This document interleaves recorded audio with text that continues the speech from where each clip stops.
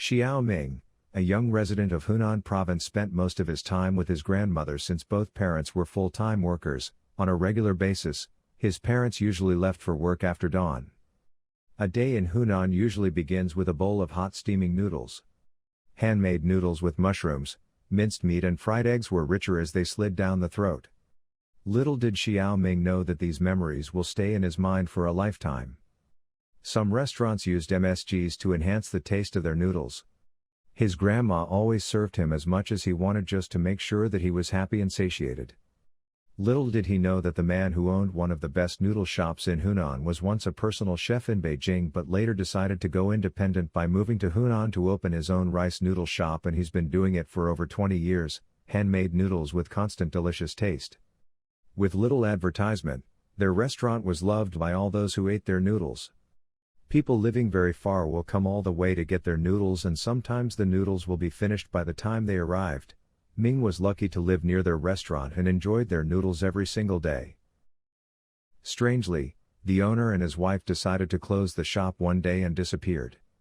Rumors started circulating concerning their departure. Some said local people were jealous of their success and drove them out, whereas others said his old employer in Beijing had called him back.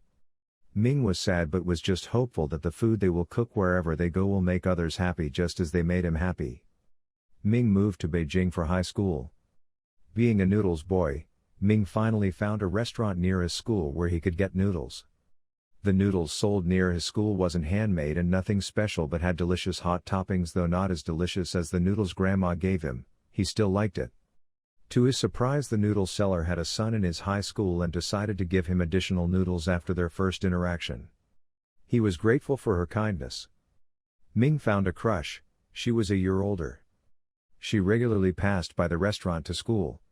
He decided to continuously eat at that restaurant so he could admire her while she rode her bicycle past him. Seeing her riding past him was a joy, and he was certain that joy was going to last forever. The ironic mindset of every newbie lover.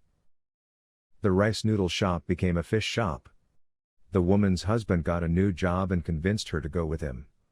Ming was sad since he had 2 losses. He wouldn't get to enjoy their noodles and also will be denied the opportunity to admire his crush.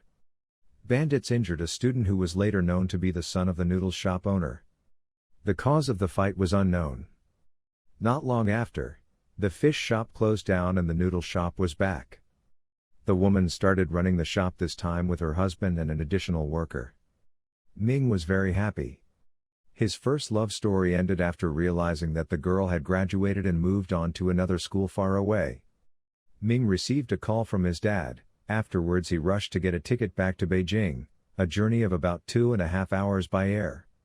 His grandma was ill and told Ming that she won't be able to eat noodles with him anymore. Little did Ming know that was her final words. She passed away shortly. It took Ming a while to overcome his sorrow. Yi Lin, a beautiful fashion model in Guangzhou, becomes a role model for upcoming fashion models. She received lots of love on her birthday. Her sister Lulu prepares some food and cake for her on her birthday, but to her disappointment, Yi Lin came home that night satiated. Yi Lin received some flowers from her crush on her birthday. She was so happy and wished that he stayed a bit longer, but he declined and said he had to do some work. To her surprise, he leaves to mingle with other girls at the fashion agency. Yi Lin was disappointed in him, but hey, love rules. Lulu has always been grateful to her sister. After the death of their parents, she has been her backbone, and but for her support she wouldn't have been able to go to school. Steve informed Yi Lin of an audition and cautions her not to be late. Lulu wakes her sister up from bed and tells her to prepare for the audition. She decides to sleep for just 5 more minutes. She woke up late and hastened to the audition with Steve.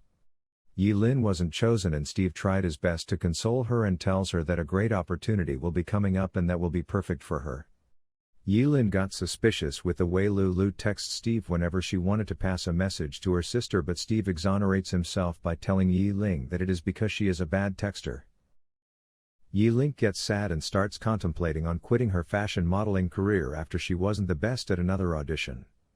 After investing her energy exercising and acting professionally, it wasn't yielding the result she expected.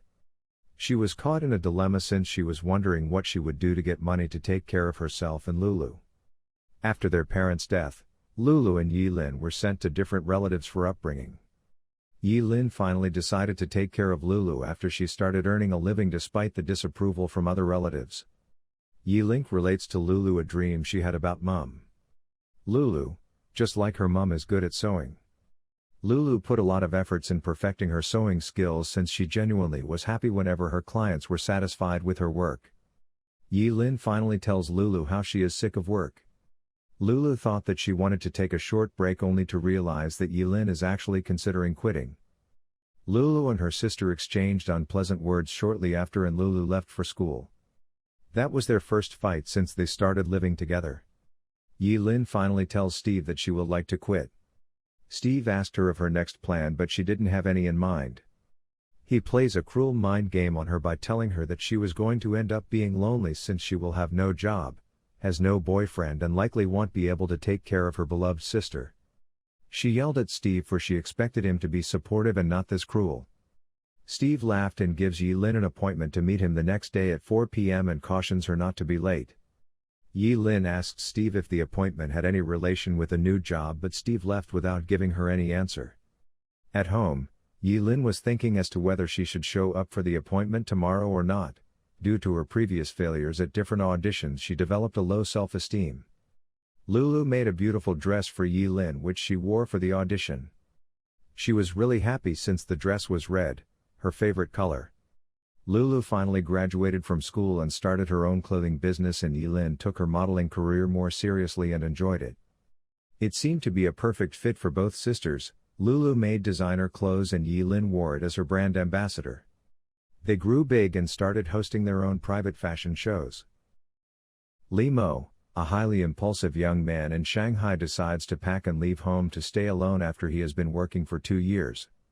He didn't care about what his parents felt like and knew he was acting in a childish manner. He had no intention of returning. His new apartment had a nice view from the window where he could see around clearly. Xiaoyu gets home after school and assures her mom that she's got some flower seeds and will bring them next time for planting. Li Mo's friend unequivocally tells Xiaoyu that he knows she likes Li Mo and starts making a banter out of it, but Li Mo wasn't happy about that and rebuked him. Li Mo's grandpa tells him to walk Xiaoyu home after she visited, but Li Mo was reluctant.